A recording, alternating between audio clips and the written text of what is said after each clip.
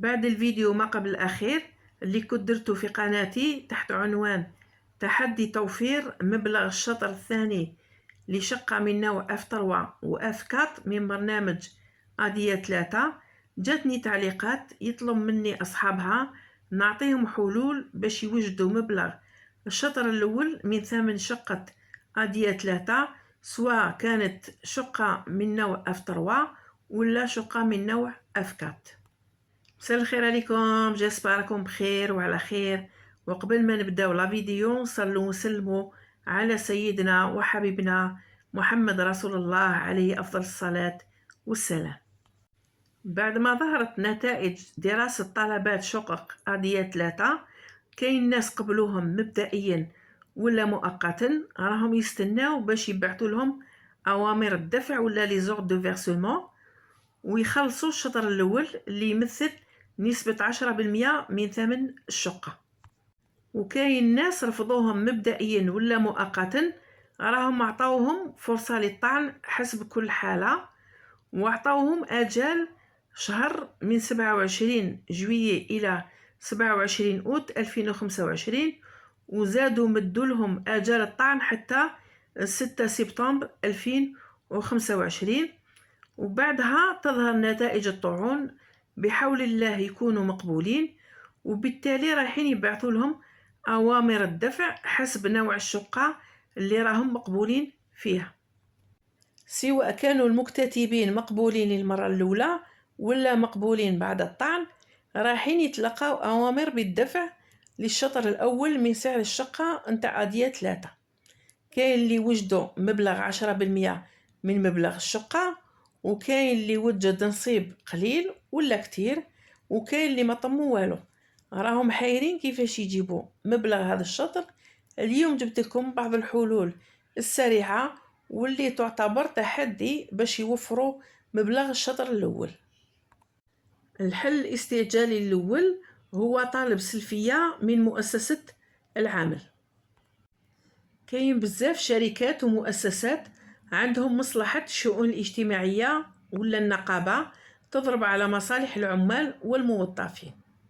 كيكون أحد الموظفين ولا العمال بحاجة لمساعدة راح يتجه لهم ويقدموا له يد المساعدة، سواء كانت مالية راح يفك كرب تاعو بها، ولا كانت معنوية كما تقديم تدخلات لدى مصالح أخرى الموظف ولا العامل يكون بحاجة لخدماتها، كما المصالح الطبية التربوية مصالح النقل إكسترا.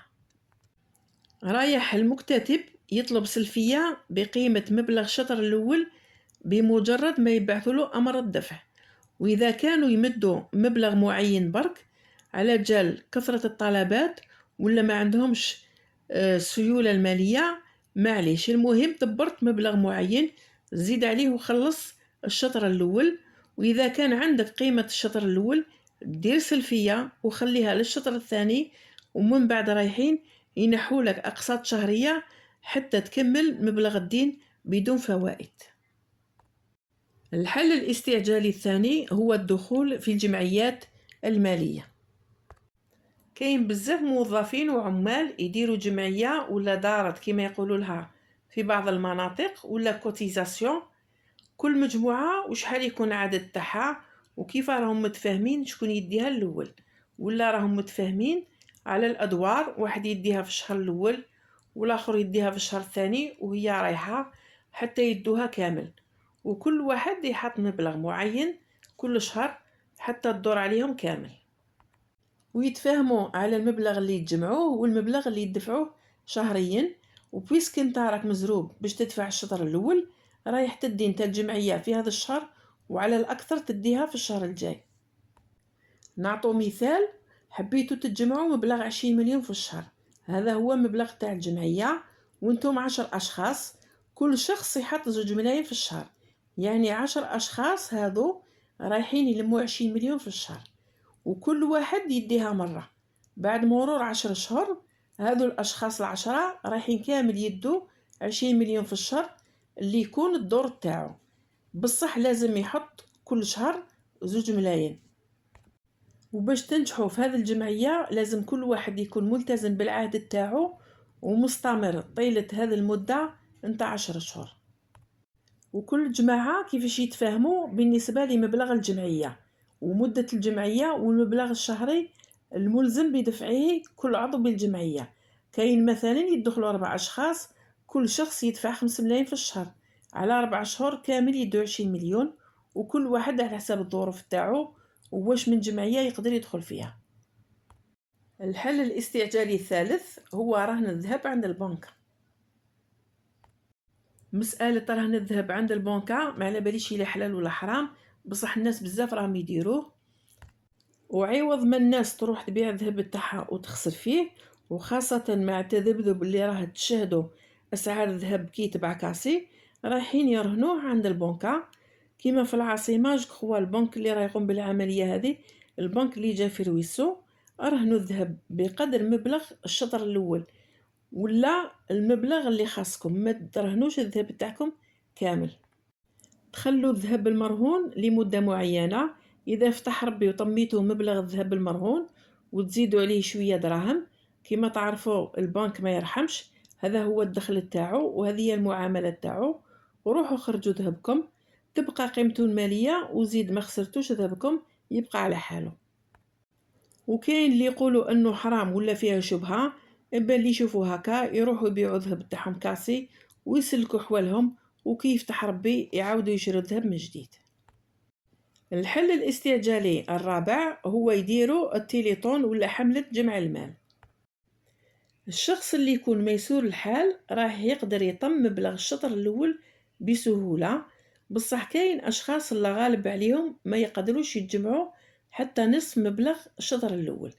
شخص كيما هذا يروح يهدر مع أحد المقربين منه ويطرح عليه المشكلة ويتفاهم معاه أنه يعاونه باش يقدر يخلص الشطر الأول. واش رايح يدير هذا الشخص؟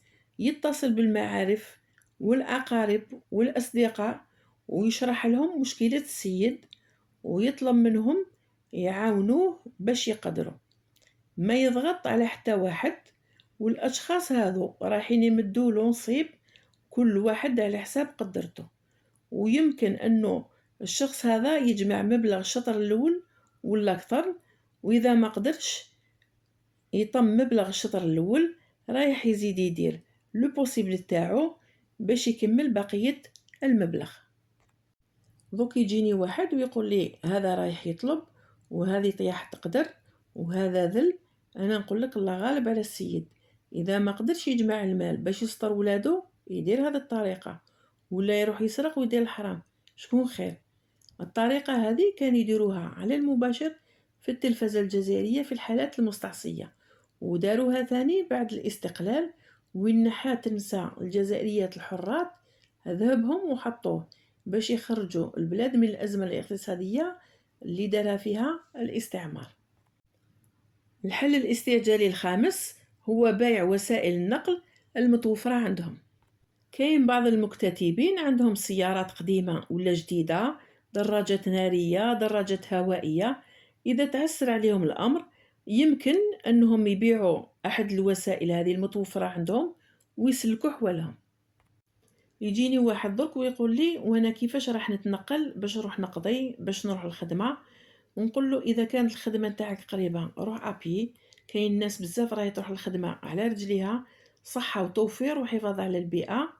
وزيد إذا كان لازم الواحد يركب وسيلة نقل يروح في وسائل النقل الجماعي كيما الطاكسي والطرولي المترو والترام، ولا تفهموا انت وجماعة روحوا مع واحد يخدم معاكم عنده طوموبيل وسلكوه كي شغل رحتوا في الطاكسي، تلحقوا في الوقت، توفروا على صحابكم وزيد تحافظوا على البيئة.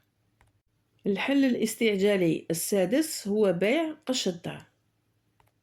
كاين ناس بزاف طايحة تشري في المعن، في الإلكتروميناجي، في الموبل على أنواعه، عنده تلفزيون في كل شمبرة، عنده لافيسال، عنده زوج فريجيدارات، عنده كونجيلاتور ولا أكثر، المهم مقشش الدار كيما لازم وهو في دار الكرا وقاعد مكتف اليدين.